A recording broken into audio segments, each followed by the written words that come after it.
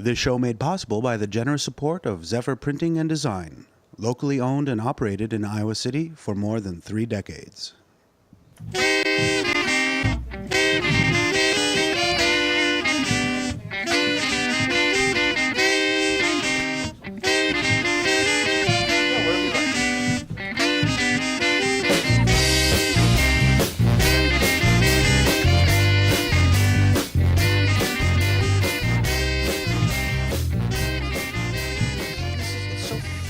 This is what we were trying to avoid. Anyway, thank you all, ladies and gentlemen. Well, okay, fans of books and comedy, thanks for coming out this evening. It's a great pleasure to welcome to the first inaugural City of Witerature reading series. This town is a great book reading and literary tradition. As much as I enjoy the reading and the writings, I've always found a lot of the readings themselves seem to be kind of funereal, and I said, well, let's skip the funeral and go right to the wake when everybody's having a good time and laughing and joking, enjoying themselves.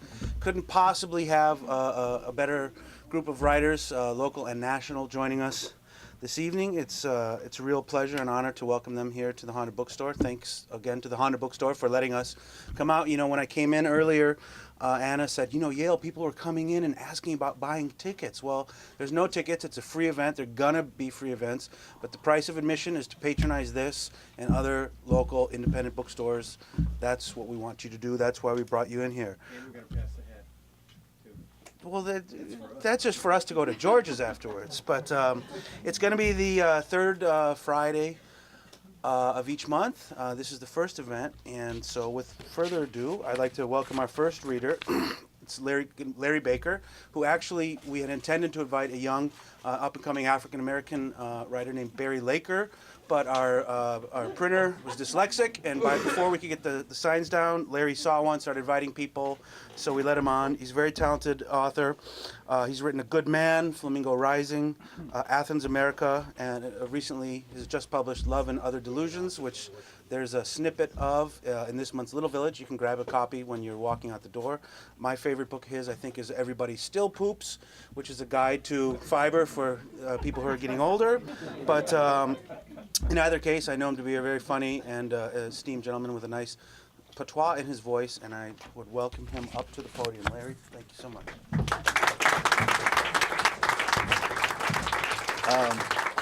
Thank you, Yale. And, you know, I actually had a story about Barry Laker. That's a true name from my high school days. I lost an election for office in high school because of Barry Laker, because the students confused me with the posters along the wall that my staff was drunk and screwed up. I thank all of y'all for being here. Close your mouth. Okay. I can say that to my wife. I didn't hear that story. So what I'm going to do is I'm going to read you a piece from an anthology that never got published. I was contacted a few years ago by a writer who wanted to put together a collection of short pieces by writers who would describe something that actually happened to them but was unbelievable, that people would say that didn't happen. So it had to be true and unbelievable and bizarre at the same time. Now, that anthology never got published, so I saved the story. It got published in Little Village a couple of years ago, and I will tell you right now, the last word of this story is oops, O-O-P-S. So you'll know when the story's over, and I can tell you that, and it won't make any difference because you won't see it coming. Just oops. So, without further ado, this is a true story based upon my time as a theater manager in Norman, Oklahoma. I'm a fiction writer, but I'm not a very good creative writer. Like a lot of writers, I steal shamelessly from my own life and change the names to protect people that shouldn't really be protected. But thinking how to write a bizarre but true story, I have another handicap. The really bizarre stuff happened when I was much, much younger. And most often my consciousness was then, politely phrased, altered. So how reliable is my memory? And she's already embarrassed. Look at that. She's already blushing. All right. Since I'm not writing satire, science fiction, or news for the Fox network, I have to be grounded in some reality. It had to have happened. So it has to be true, but still hard to believe. So, How about the time I stood in the lobby of a theater in Oklahoma, covered in human waste, being robbed by a man with an invisible gun? It seemed like a good story, but was it true? I made some calls, located a few of my former staff, who confirmed the details in general, but all of them insisted on a few conditions. Don't use their real names, and don't identify the exact theater. Well, this story has their real names, and the theater was the Hollywood Theater in Norman, Oklahoma, if you ever want to go there now. It's been turned into a giant library warehouse because they don't really understand that that is the theater that set the film obscenity standards for the state of Oklahoma. It's now a repository of good books. So, all of them, the reason they wanted those conditions was because all of them were on drugs of some sort that particular night, and all of them are adults now. All of them have Republican children. Me, I was expelling vapors and depressed about a recent romantic meltdown. I'd already set the film obscenity standards for the state of Oklahoma, and Jerry Lee Lewis was my hero, but not for his music. See, I think that's the funniest line in the whole story. Anybody under the age of like 30 is excused from not laughing, but all right. It was the early 1970s. I had worked for a string of theater chains that kept going bankrupt, so I finally floated alone and reopened an 800-seat theater, making myself a movie mogul in my own mind. Trouble was, I didn't appreciate the fact that movie exhibition was a business, not an avocation, and just because I liked a particular movie didn't mean that the rest of Oklahoma shared my good taste. In fact, I don't think the state of Oklahoma shares anything in common with me today. I was always struggling for money to pay bills, and fortunately, I had found the perfect crew to share in Larry's great Hollywood adventure, big bowl caps. Free candy, popcorn, soft drinks, not having to wear a uniform, and unlimited movie passes for their friends. All that, plus being high most of the time, compensated for an irregular paycheck. My lack of business talent also showed up in my choice of which theater to buy. I should have had it inspected. More precisely, I should have flushed the toilets a few times before I signed the lease. There's a good rule for all you kids out there going into the business. Flush toilets first. Within 7 days, our first ritual was established. Call the plumber and have him do a colonoscopy on the sewer lines, always yielding paper towels, Kotexes, Jimmy Hoffa body parts, and anything else flushed down a toilet and guaranteed to block a line, which, not surprisingly, meant that what was supposed to go down the toilet usually came back up through a floor drain or bubbling toilet stool. The larger the crowd, the more toilets flushed, the quicker they backed up.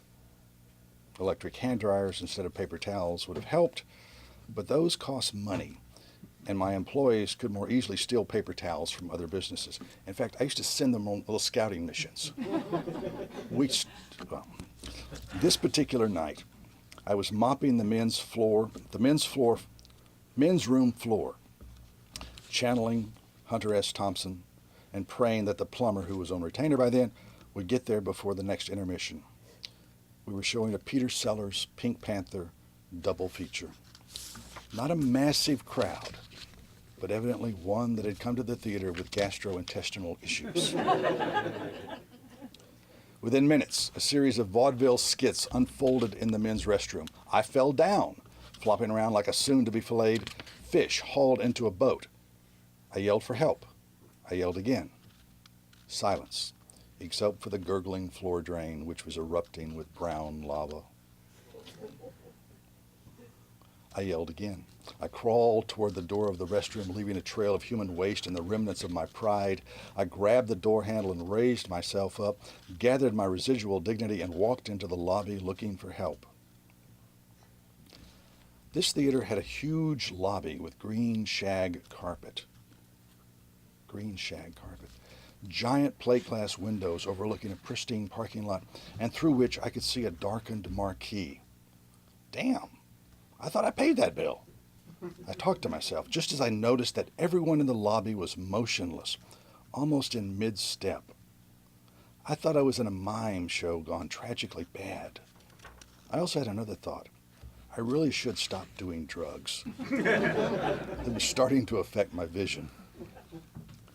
Evelyn, the 16-year-old girl behind the concession stand toward whom I had spent weeks trying to charm into my arms, had money in her hand about to give change to the two customers in front of her, but they were all frozen, their heads turned toward the indoor box office where my favorite cashier, Rita, was leaning across the counter, her right hand pointed like a pistol at the man in front of her. Why was Rita my favorite? She was mature, reliable, honest, and could sell tickets like a machine. She was also what you could call good country people. A no-nonsense, big-boned, attractive in a sort of 19th century frontier midwife, feminist, Chaucerian, stoner kind of way. But she could count money, make change, handle complaints, tear tickets, and smile all in one motion. And if I had not been so shallow back then, I would have loved her. The man in front of Rita was obviously an upright epileptic. The shake in his legs accelerated the higher it went up his body. His hair was electrified, and his eyebrows were crawling all over his forehead. I realize now, having written the story, that may have been the drugs. In his left hand was a pulsating butcher knife, and his right hand was shoved into his pants pocket, a pocket bulging with either an erection or a gun. Whatever it was, Rita wasn't taking the epileptic's word for it. You don't get shit until I see the damn gun. Rita explained this to Clyde Barrow in a gravelly voice that would have made Satan wither. I got a knife, Clyde sputtered back, looking at it himself just to make sure he was telling the truth. And all I could think of was that vibrating blade flying out of his hand and sailing across the lobby to impale one of the few paying customers I had that night. It was a Mexican standoff, and I was trying to use mental telepathy to get Rita and remind her of one of my few management rules. Your life is more important than money. But looking toward Rita, I got distracted by Evelyn. I started thinking what a lovely profile she had. More proof of her physical perfection. In full stare, I was able to see her nose start twitching, her eyes blink, and her head turn slowly in my direction. Face to face with her boss, the older man who adored her, she screamed, "Mr. Baker!" Of all my employees, Evelyn was the only one younger than me, but I was Mr. Baker to all of them. I was the Rock of Gibraltar, the man with a plan. I was covered in human feces and urine.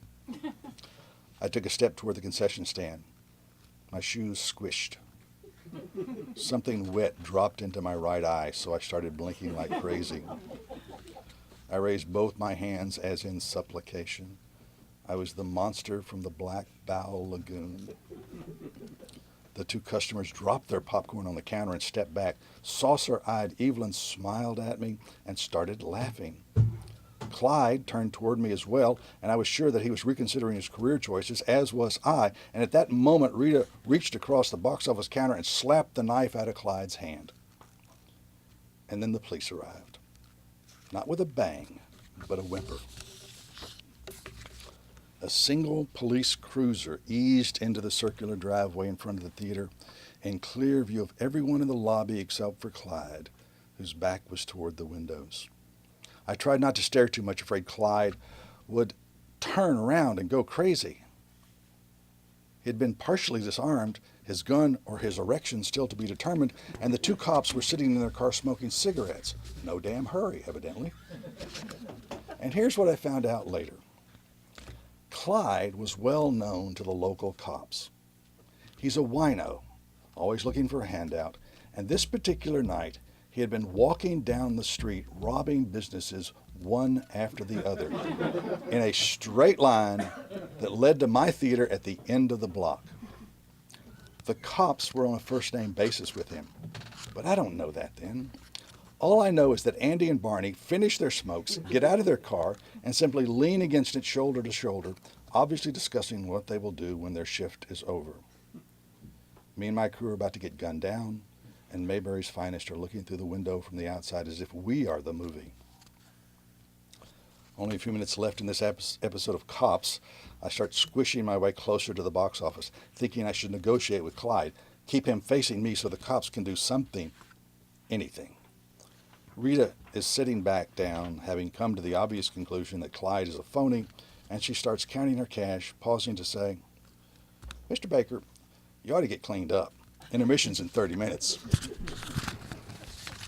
At that moment, my assistant manager, Mac, walks into the lobby from the auditorium, walks straight toward me, oblivious of the crime scene around him, seemingly oblivious to the public health menace of my apparel at that moment, and proceeds to tell me, "Mr. Baker, I have to quit." Mac had quit a few times before, always for a different reason, but never for long, because sweet reason and sobriety usually prevailed. My favorite previous reason for his quitting had been his disappointment that he had offered his virginity to every female employee at the theater and had been turned down. And I lived in dread of the possibility that he would start making the same offer to the customers as they came in. This particular night, Mac was more than stoned. He made Timothy Leary look like an amateur.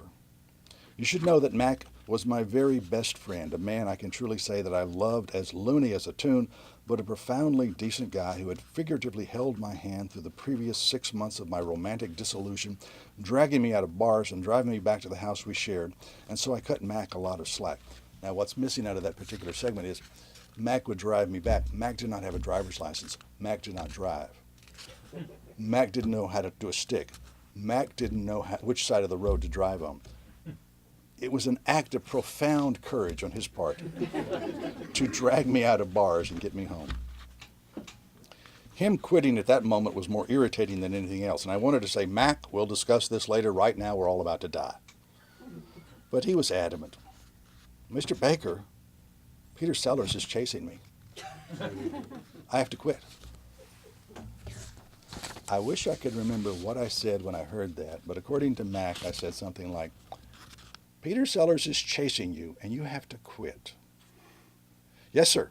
He walked off the screen and started chasing me around the auditorium. He's still in there, and I'm afraid he might bother somebody else, so you better get in there, but you might want to wash your hands first." Reconstructing this story, I can safely say that I do remember what I said next, and Mac's reply. "Mac, did Peter Sellers tell you to quit? Is that why?" "No, sir, Mr. Baker, but it's a sign for sure. A man walks off a movie screen and starts chasing me around the auditorium. That's not right. It's got to mean something. I got to quit." In hindsight, I realized that if we had been showing the 10 Commandments instead of the Pink Panther, Mac's vision, this almost writes itself at this point, Mac's vision at that moment would have led to a lucrative career in televangelism. At that point, Andy and Barney walk through the door as I stare at Mac. Rita points to me as if saying, "Don't ask me, he's in charge." I smell popcorn burning. Forcing myself to turn away from Mac, I turn to Evelyn, fire of my loins, who smiles at me, her lips like scarlet cushions, and says, "Oops."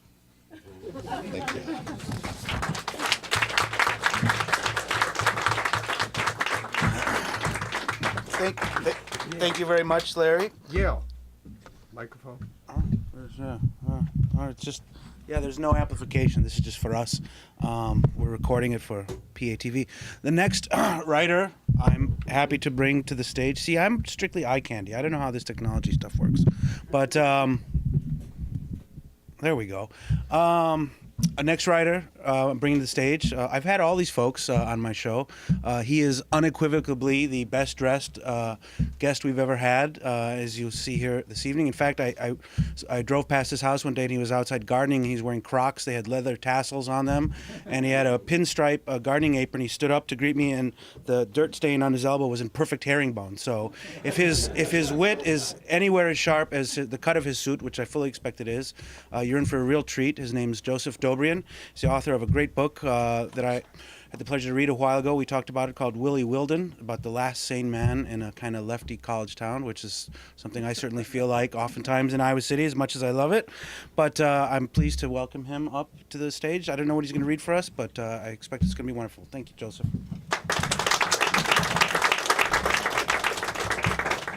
Thank you, Yale. what I'm going to be reading is a couple of short pieces from my upcoming book, which is a collection of journalism and essays and social commentary that I've written over the past 15 years. And the book will be entitled Seldom Right, But Never in Doubt. And this is an article I wrote about how to keep relationships going, and it's called Polite Fiction. For generations, some of the most popular reading for married women, or women who've been with the same guy for a long time at any rate, have been books and articles on how to maintain or revive the romance in your relationship. The sad truth is that part of the reason romance cools over time is biological.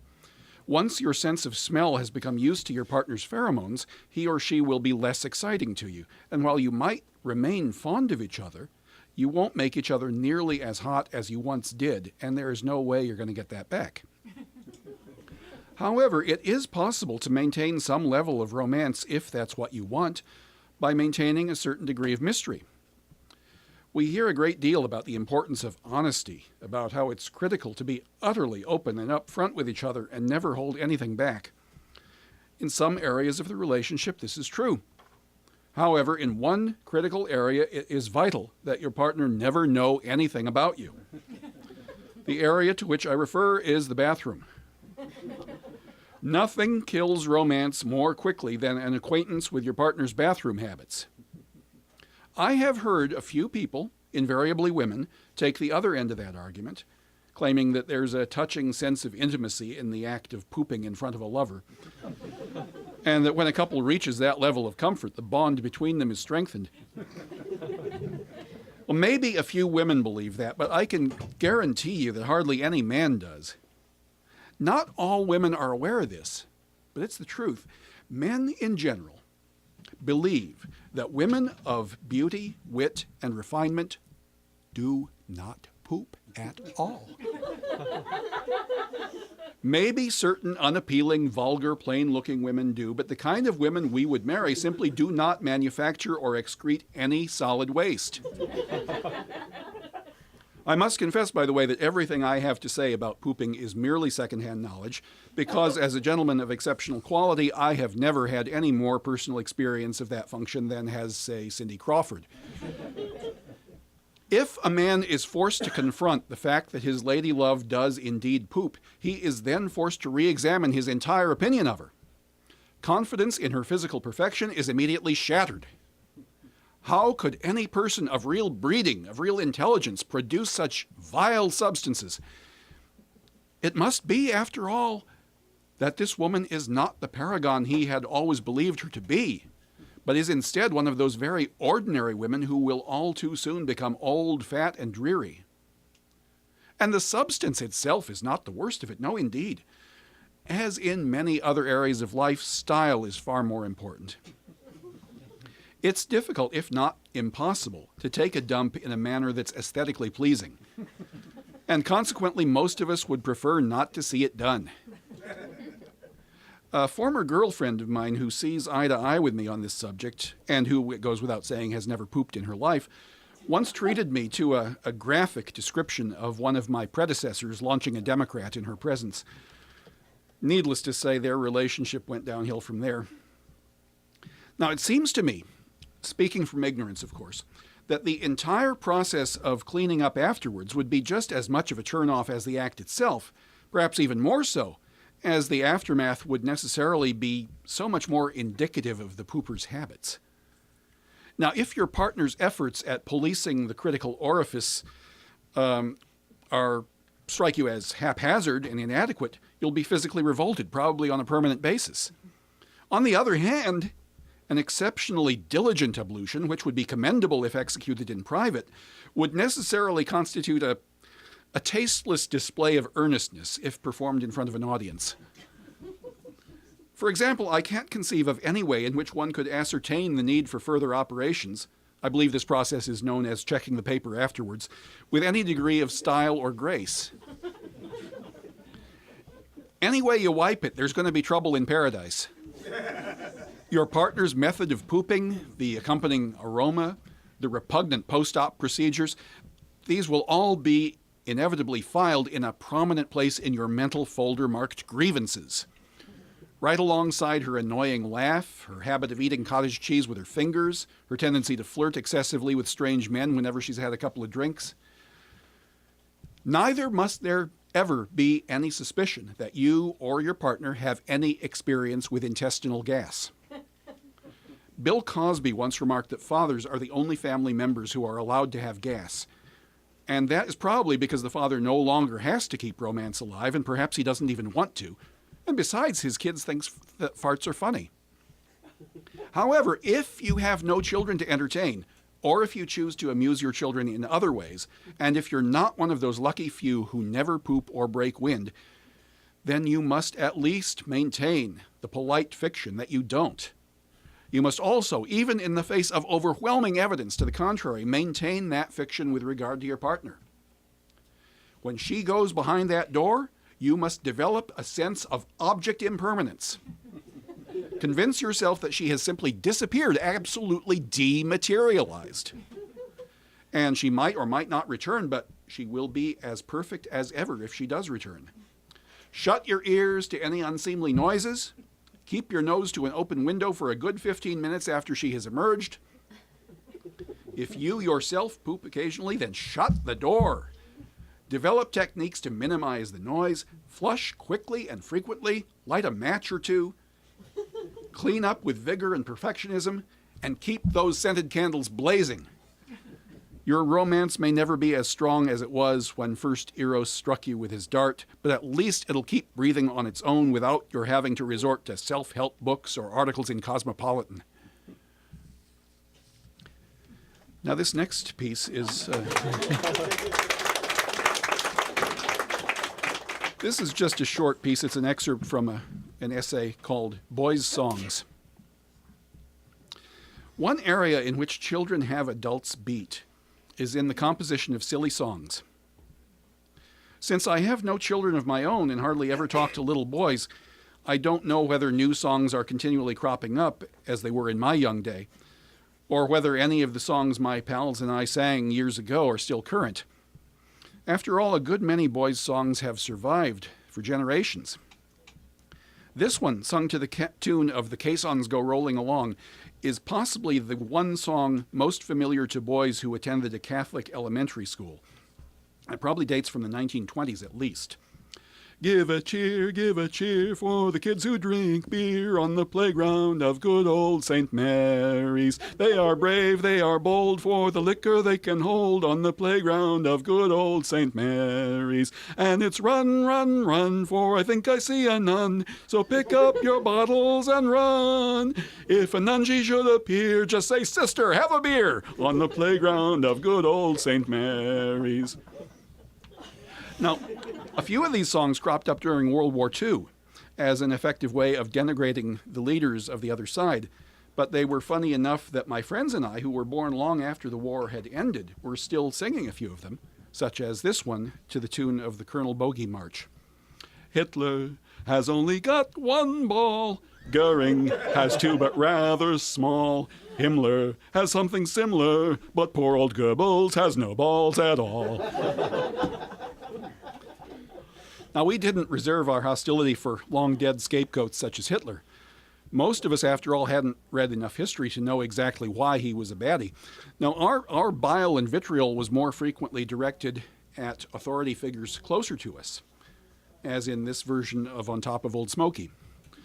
On top of Old Smoky, all covered with mud, I found my poor teacher, all covered with blood. A knife in her belly, a knife in her head. I knew in a moment, poor teacher was dead. I went to her funeral, I danced on her grave. Some people threw flowers, I threw a grenade. And then there's the dream of a more complete and crushing victory described in this version of the Battle Hymn of the Republic. Mine eyes have seen the glory of the burning of the school. We have tortured every teacher, we have broken every rule. We tied up the principal and tossed him in the pool. Then we all went marching home. Glory, glory, hallelujah. Teacher hit me with a ruler, so I hid behind the door with a German 44, and the teacher didn't teach no more. Now, the catchy tunes of radio and TV commercials were often wonderful frameworks on which to hang lyrics, which, if our parents had only known about them, might have made them wonder what they had done to become the subject of such horrifying fantasies. Anybody remember Bosco? I think it's still available. It's chocolate syrup. Put it in your milk. I hate Bosco, it's not the drink for me. My mother put it in my milk to try to poison me. I fooled mother, I put it in her tea, and now there's no more mother to try to poison me. And then there was that cartoon show, King Leonardo and his short subjects. And if you remember that program, you are old. And it gave us this first-class ditty about intestinal gas.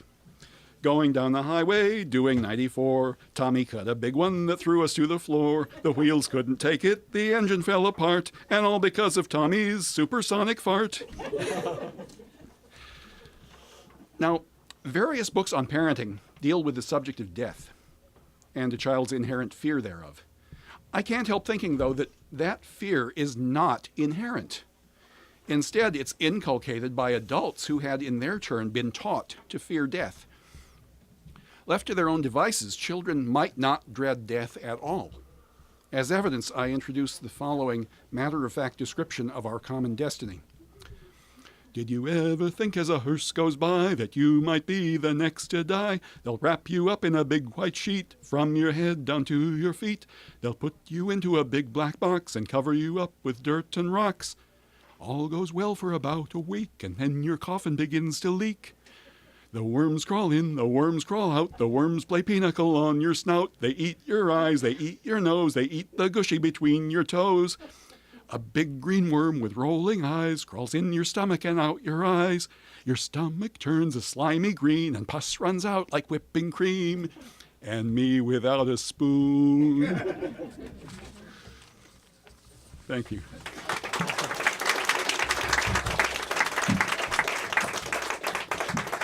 Thank you, Joseph. Look at that. Matricide, Nazis' testicles, and farting. What other reading are you going to find that all in Iowa City? Certainly not put to song. Thank you very much.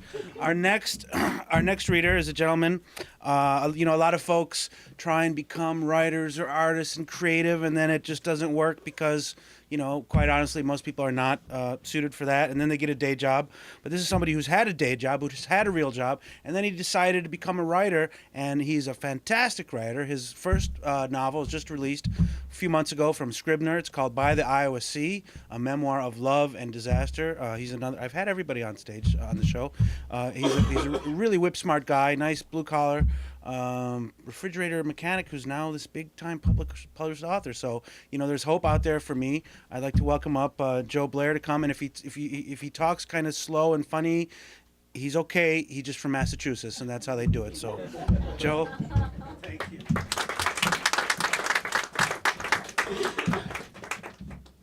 Hi. I'd like to read an essay on peeing.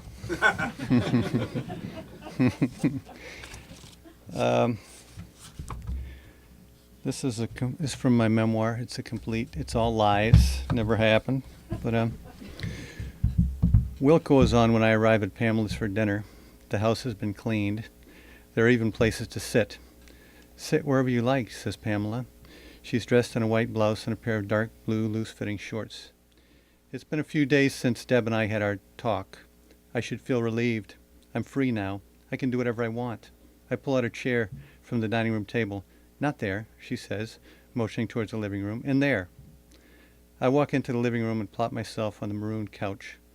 The old dog in the corner lifts his heavy head off his front paws and looks me over. Then he returns his head to the previous position. He likes you, Pamela says, having suddenly appeared in the doorway. She hands me a cold glass of something. What's this? I say. Lemonade, she said. Made it myself. Really?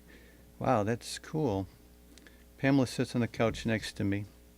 Now is when I begin to be nervous. I haven't dated in 17 years, and this seems, if nothing else, like a date. So, I say. So, she says. Nice day, huh? I say. We both look out the window. The weather has turned hot since the river's peaked, and summer seems to be making up for lost time, providing us with our first prolonged dose of sunlight since last fall. Yeah, she says, beautiful. Yeah, I say. We continue to stare out the window. Neither of us is a kid. We don't need to make small talk. If we have nothing to say, by God, we won't say anything. We can just sit here and look out the window if we want to. It is a beautiful day after all. The short silence seems to last forever. Well, I say. She turns and looks at me. She's looking at me in a meaningful way, like she knows me very well and I know her very well, and we share some deep understanding of something or other. I have something for you, she says. Really? I say, what is it? She unfolds her legs and sets her lemonade on the arm of the maroon couch before she stands up. I'll get it. I'm relieved when she walks away, but that relief doesn't last long because she soon reappears carrying 4 boxes, 3 things that look like books and 1 small box on top. They are all neatly wrapped in paper that looks like it has been hand-painted. What's this, I say? For your birthday, she says. She sets the gifts down on my lap. Well, late birthday anyway.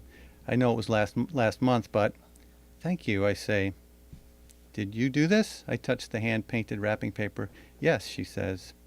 Wow, I say, it's beautiful. I don't want to open them. Oh, she says, reaching over and ripping an edge on one of the larger boxes. Just open them. Are you sure? She laughs. I'm sure, she says. I gently remove the tape from one of the books and slide it out. It's one of the books she wrote. Oh, I say, great, thank you very much. Pamela is seated next to me again. I lean over and give her a hug and a kiss, and although we've hugged and kissed before, it's not natural this time. It's something I'll need to work on. The second book is another book she wrote. The third book is a book of poetry by Rumi, which I already own. Wow, I say, this is so great. That's Rumi, she explains. He's a 13th century Persian poet. Persia is actually modern-day Afghanistan. He's really wonderful, Rumi, timeless. Oop, that's great, I say. I can't wait to start reading. Oops, she says, grabbing the small box that has slipped down into the crease of the maroon couch. You forgot one here. Oh, I say, thank you.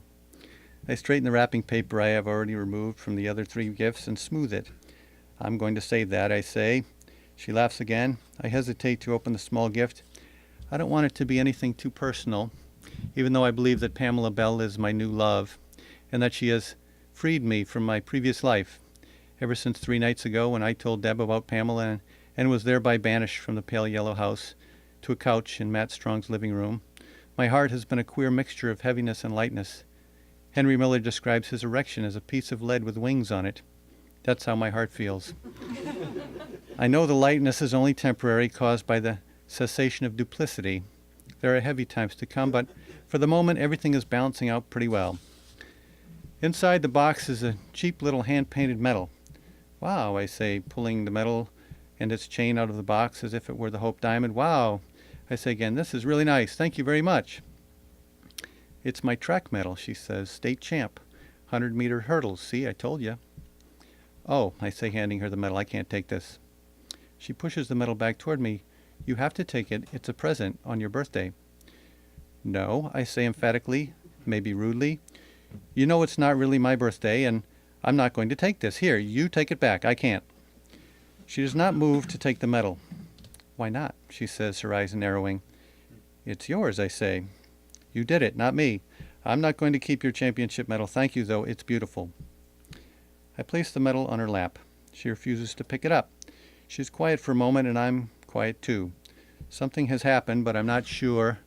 I want to think about it. See, there's no wit involved in this, so this is this is like the opposite of wit, whatever that is. I don't even know what the opposite of wit is. I don't want to think about it. But these books, I say, I've got some great reading to do. I can't wait.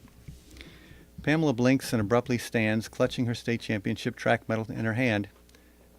I've got to check on the beans, she says quickly, walking away. I flip open the poetry book and notice that someone named Paul Westlake has written his name and address on the inside of the cover. Pamela returns to the living room. When I look up, she removes her white blouse. Her breasts jounce as she throws her blouse across the room.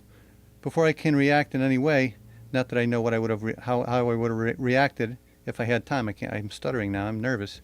She bends down and removes her dark blue shorts and her panties. Then she walks over to the couch and sits down next to me. There, she says, now that's out of the way. I thought I'd just get it over with.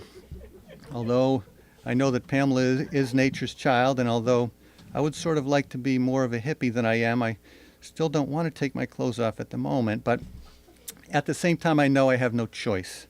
My clothes must come off because I can't very well carry off the job of sitting here fully dressed, not with Pamela completely nude. As I stand and remove my t-shirt, I notice that the sun is illuminating her body. She looks warm and absolutely relaxed. I try to relax. I remove my shorts and then my underwear. I think I look relatively unruffled as I throw my shorts in the direction of her shorts. I sit on the couch next to her. Now I realize we must kiss, and we must mean it. This is a date after all, and we're naked. I lean toward her and kiss her. I hadn't really noticed before, but she seems to want to kiss me in a way my mouth is unfamiliar with. She wants to keep her lips inside my lips, so my entire mouth is covering her mouth like some sort of breathing apparatus. I begin to worry that I've been kissing too loosely all these years, and I try to tighten up my lips, but it still doesn't seem to work. We're embracing, and I'm touching her body, her waist and hips, and then her back. It's a nice feeling here in the sunlight with the good music playing and the old dog in the corner. I suddenly begin to wonder about the beans. Can beans overcook? I wonder if she really has any dinner cooking at all, but she must have. She wouldn't have lied about dinner. Are the beans okay, I say? Pamela pushes me back and frowns severely, shaking her head. Are you serious? She says. I force a carefree smile and then a small laugh. Just kidding, I say. Eventually, we make our way upstairs to the bed. I'm not sure exactly how this happens. I suppose we must have walked upstairs completely naked. I can't remember who was first and who was second. Anyway, there in the bed, this is where the serious stuff is supposed to happen. We still haven't worked out the kissing thing yet, but we're trying. We lie there for a while, kissing and pressing ourselves against one another, and I know that even though to this point my penis has been at less than 100%, soon it will rise up the way it always does. Or I should say did. I begin to worry. Usually by now I'd be set to go, but I'm not set to go. Not set to go at all. The more I worry, the worse I get at kissing and pressing myself against Pamela. I begin to concentrate more heavily on the kissing and pressing, which isn't going to fool anyone. It's like trying to bluff in a game of Indian poker. It doesn't matter what kind of a poker face you may have, you can't very well sit there with a deuce on your forehead and raise the stakes with any success. Pamela begins working her way down my chest toward the problem area. I grab her gently beneath her arms and try to force her back up, but she won't have it. I do not want her to go where she's going because if I fail, I don't want to fail when she's so close. Do you have any protection? I ask, in desperation. What? She says, frowning again. Protection, I say. I didn't know we'd. She sighs and shakes her head. I seem to be disappointing her constantly. I know it's not PC, she says, flipping her hair out of her face, but I'd rather not use it if you don't mind. I know I'm okay. I'm okay too, I say. I mean, I've been married for 17 years. This causes another problematic pause. Right, she says. So, okay, I say. It gets worse from here. At some point, I ask if she has a vibrator lying around somewhere. Afterwards, I studiously avoid saying anything like, I'm sorry. I know this isn't the right thing to say because I know she'll only say something generous like, sorry for what? Or, that's okay, I just wanted to be close to you. And if she does tell the truth, if she says something like, yeah, that was sort of a bummer, it'll hurt my feelings. I'm sorry it can't end well. I also avoid saying something like, this never happens to me because I know it's a cliche. This leaves me with very little to say. It's difficult to make the transition to dinner. We need to walk downstairs all naked and pick up our clothing. The same clothing we tossed aside in such a carefree manner. I'll go check on the beans, says Pamela. Okay, I say. Is there anything? My cell phone rings. I can do? I dig in my pocket and check the call. It's Deb, my wife. I know I shouldn't answer it, and I don't know why I do. Maybe it's because I've done everything else wrong. I figure I might as well do one more thing wrong. And that's all I'll read.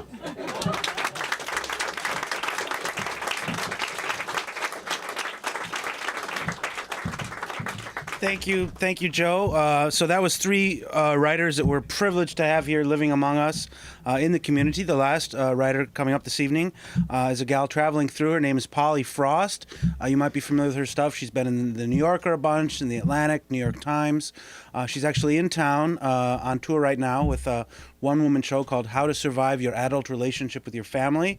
It's going to be tomorrow night at the Englert at, is it 8 o'clock? It's at 8 o'clock. 8 o'clock. I talked with her on the show this week. We had a great conversation. I'd welcome her up. She's also, in addition to the journalism stuff, she has a couple of books of her own out, With Eyes Wide Open, and an erotica/sci-fi book called Deep Inside that got a very firm endorsement from Ron Jeremy, famous porn star. And as much as I support local bookstores and used bookstores, that's probably a book, if you find one used someplace, you might want to skip, because I have a feeling the pages may be all stuck together. Last, I'd like to welcome up Polly Frost. Thank you, Polly.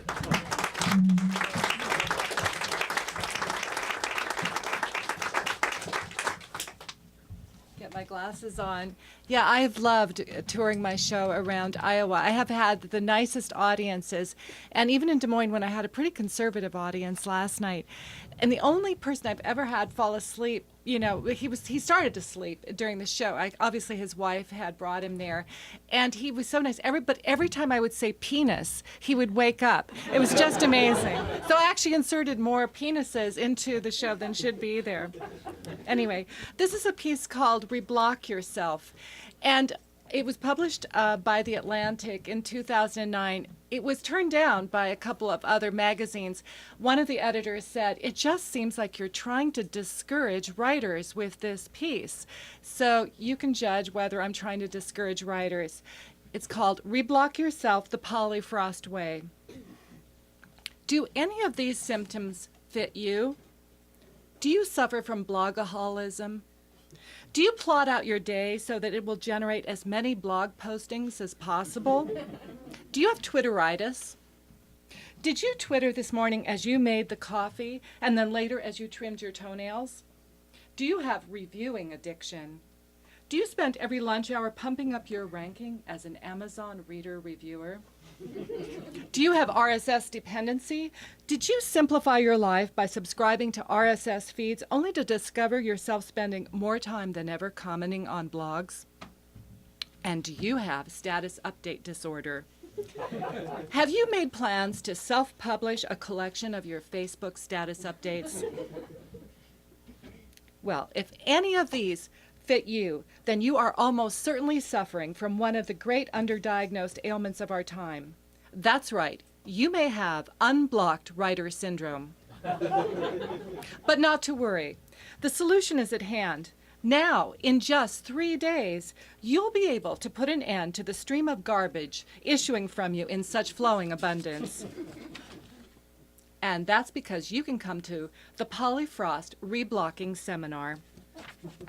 Polly Frost, you're saying.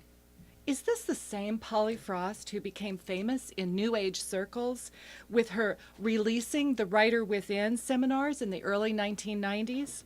Yeah, it's really me. And let me tell you a little something about my journey of discovery. Now, I started exploring releasing techniques back in the late 1980s. I realized I had been working on my first novel for 14 years, and I'd only committed 2 sentences to paper. Do you remember those days? I mean, it can be hard to make young people understand what a difficult prospect the aspiring writer faced. Hurdles had to be overcome. Years of apprenticeship and workshops had to be endured. Grants had to be chased. Relationships had to be broken up. And the aspiring writer had to move to New York City, or even worse, a university town. Discouragement was everywhere. I devoted myself to learning how to set free the writer I knew was within me. I studied mind mapping. I attended improv acting classes, and I made friends with my pre-critical self. I conducted yes sessions with myself on a daily basis. And I kept a pen and a notebook by the side of my bed, and when I went out for a walk, I took a pocket tape recorder with me. I became a virtuoso at massaging my creative muscles into giving forth their bounty, and I became a legend within the creative writing community. With much encouragement, I set my novel aside, and I prepared the course outline for my inspirational writing seminar, Releasing the Writer Within the Polly Frost Way, and the rest is history. The Polly Frost Way became a hit seminar on 4 continents. Now, you've seen the photos of students in my seminar in yoga and New Age catalogs. You've seen them weeping with joy at finally being able to commit words to paper. And after 6 years of phenomenal success, I realized I'd given of myself everything that was within myself to give. I moved to Sedona, Arizona. And once again, I began to focus on my own creative work. Easing back into my own true nature, I sketched out a temporary title for my novel, and I settled on an author photo. And then I decided to take a break and explore this newfangled thing called the internet. What a revelation!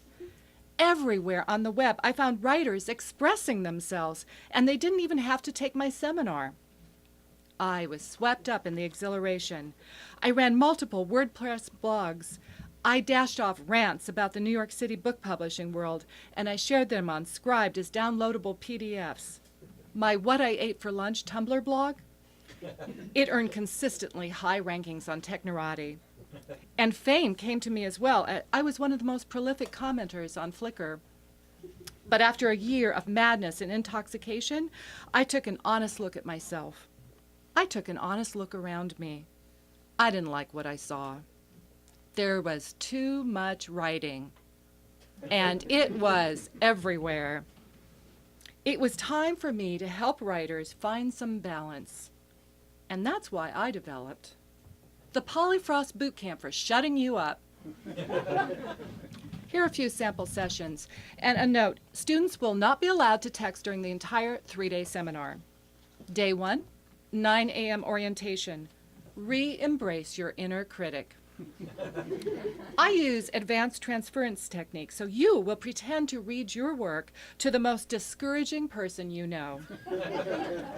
The relative who says, "Who do you think you are? You're not funny." The friend who never got around to reading your short story. The scary professor who always gave you a D.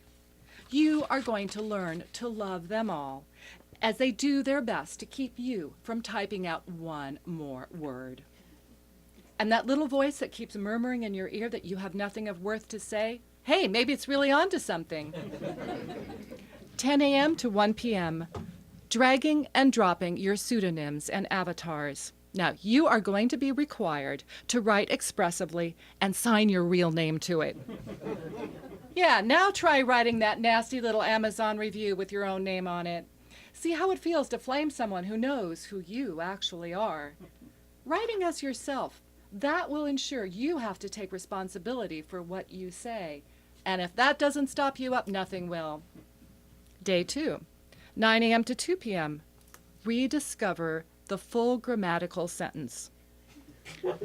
You are going to be required to write for 2 whole hours without using any abbreviations. Traditional rules of grammar are going to be enforced by grandmotherly librarians. And you know what? This is a technique that has been shown to reduce a writer's output by as much as 68%. 3 p.m. to 5 p.m. Deny yourself permission. There's nothing like a good no session to make you realize you shouldn't keep writing. Day 3. Day 3 is devoted entirely to my trademark 12-hour intensive, A Mind Mapping Guide to Silence. Explore what it's like to keep your thoughts, jokes, anecdotes, and recipes to yourself. Advance warning, we are not having a talk back afterwards. And upon graduation, students not only receive a diploma with no words on it, but they have their very own keep it to yourself ringtone.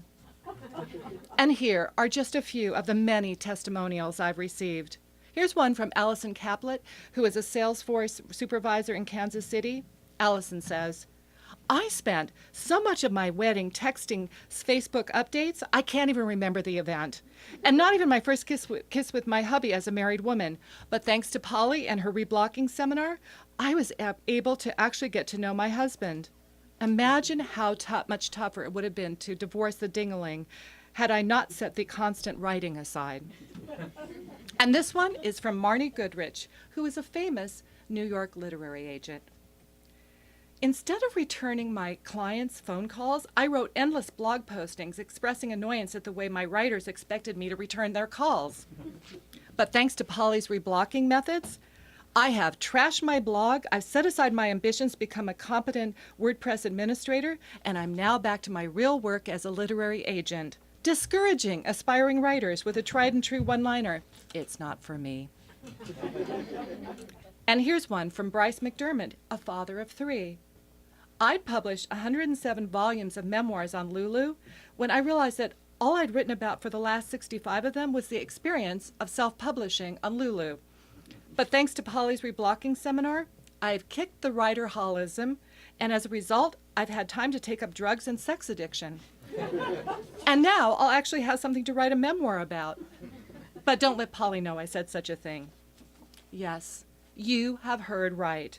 In the last 5 years, I have helped literally thousands and thousands of people withdraw from excessive writing. And I can help you too. And perhaps I'm my own best proof of concept. Thanks to my own methods, I've been able to set my novel aside once and for all. And for more information, visit my extensive network of blogs at polyfrost.com. Comments are not enabled. Thank you.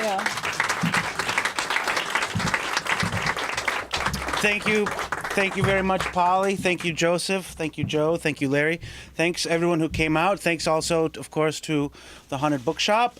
We expect, like I said, we'll be doing this the third Friday of each month. Of course, support your local bookshop. Support your local authors. These guys all have books. You can find out on their respective websites where to get them. Find out more about what they're doing, for more about what I'm doing. If you're in the Netherlands, Monday, 2-story statue of me, nude, is going to be unveiled at The Hague. A little closer to home, on May 29th, I'll be one of 4 comics doing stand-up in a featured showcase at the Mill. All proceeds go to the United Hebrew Laundry Fund that allow struggling Jewish comics to, like their mothers always said, make sure they have clean underwear on. Or from the comfort of your home, our show, Talking With, it's on PETV every Wednesday at 8:30, rebroadcast Sunday mornings at 10:30, or you can find us online, watch any of our shows, including the great interviews I've had the pleasure to have had with all these folks at www.talkingwithyale.com. There's a stack of my cards up on the desk. Guy looks just like me, has more hair and dressed a little better. But thanks again for coming out. We hope to see you again, I guess, a month from now, whenever it is. We have the lineup and details in that posted. Thank you very much. Have a lovely evening.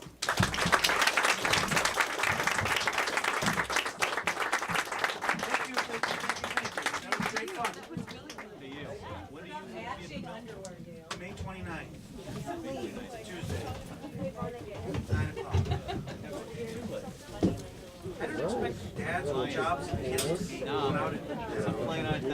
Such a pleasure to be. Thank you. Thank you. It was a pleasure.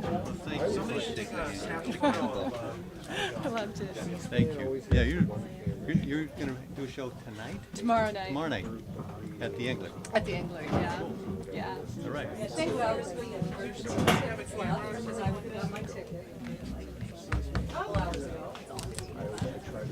Thank you.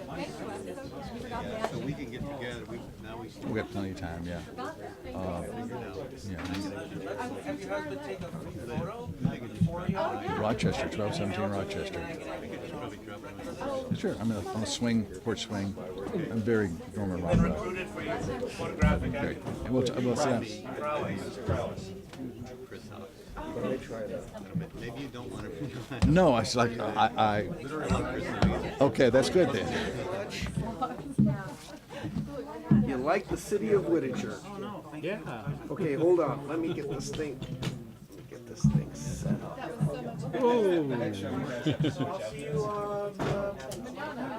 Here, I'll just take it off. I'm just gonna go handheld.